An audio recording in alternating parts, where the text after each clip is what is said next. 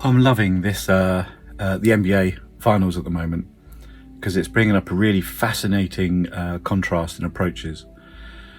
So you've got, on one division, you have the Knicks and the Cavs, and those teams are set up very much around the players knowing the roles they're going to play and then executing those roles. Whereas in the other division, we have OKC and we have Spurs. Both those teams are set up where the only role all the players really have is to sustain the cohesive whole. So every time someone comes on the court, their job is to sustain the cohesive whole. So Spurs and OKC are making the assumption that if they stay as a cohesive whole, someone will emerge to score the winning basket at the right time. Whereas the Knicks and the Cavs are reliant on their best players playing their part, their role as best they can. So there's two very contrasting styles. One is role playing and one is sustaining the cohesive whole. Absolutely fascinating to watch.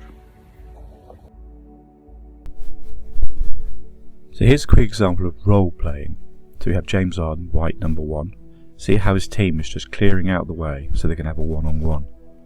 So this is a team relying on players to play their specific roles. And obviously this is James Harden. So he is going to, more often than not, do this. But that's players, teams set up to play roles within their team.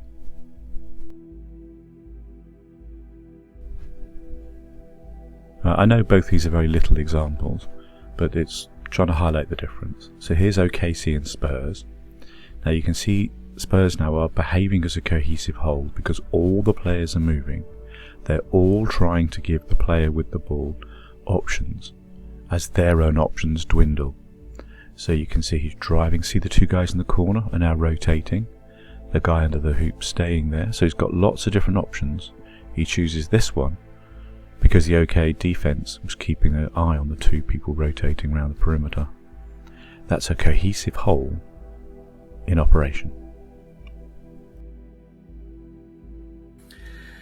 Well, you can guess which team format I'm particularly fond of.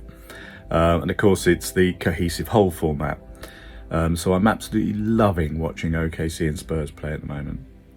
Now the reasons I think they will be able to beat either Knicks or Cavs is because the Knicks and Cavs being based on roles relies on a few three players, let's say, playing their roles to the level they can do, whilst the rest of the team support them in playing those roles. If they drop off a little bit in performing their roles, then the performance of the team will drop. Whereas OKC and Spurs can run huge benches of really talented players, all of whom are going to step on at any moment in time and sustain the cohesive whole. Which means any of the players can step up in any moment in time. Yes, there'll be a few, obviously both teams obviously have star players who are more likely to step up than the rest, but the team cohesion isn't dependent upon them stepping up. Whereas the Cavs and Knicks format is dependent upon their star players stepping up to play their roles at the right time.